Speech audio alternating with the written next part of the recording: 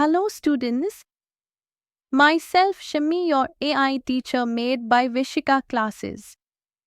Today we are going to study the chapter 1, How, When and Where from the NCERT Class 8 history book Our Pasts 3. This chapter serves as an introduction to how history is studied and written, especially about modern India. Now firstly, how important are dates? The chapter begins by questioning the conventional emphasis on dates in history. It challenges the earlier approach where history was merely a list of kings, battles, or events with specific dates. It discusses how historical events were earlier classified, for example, into the lives of rulers or changes in governance, and shows the limitation of such views. The chapter suggests that dates should be connected with the context or significance of the event, not just remembered as facts. Now, which dates? This section talks about how colonial historians selected specific dates to show their achievements.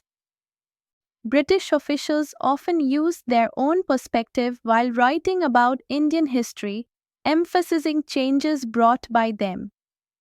Events such as the establishment of British rule, introduction of railways, or British administrative reforms were highlighted.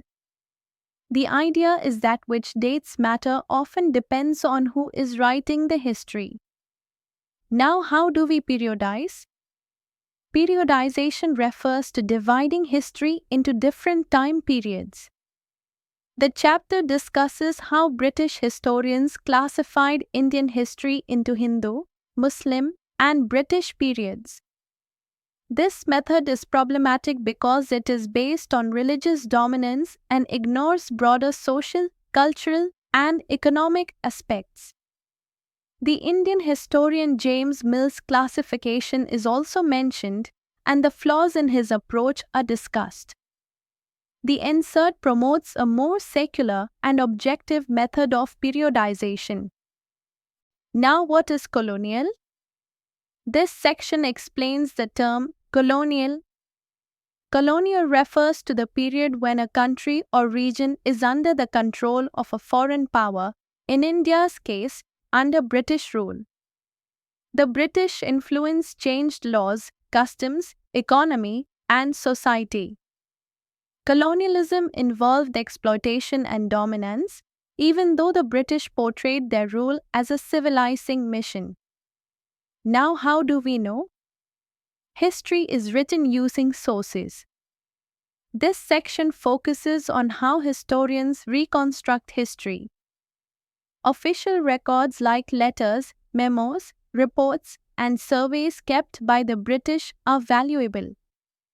The British established a system of keeping written records and archives public and confidential. However, these records reflect the views and priorities of the British. Other sources include personal diaries, newspapers, autobiographies, oral sources, and eyewitness accounts. The chapter points out that these sources must be carefully studied and interpreted. So, we conclude that the chapter introduces students to modern history and explains that history is not just about dates and rulers, but about change, interpretation, and evidence. The way history is written depends on the perspective and purpose of the historian. To understand India's past, we must look at various sources critically and avoid narrow interpretations.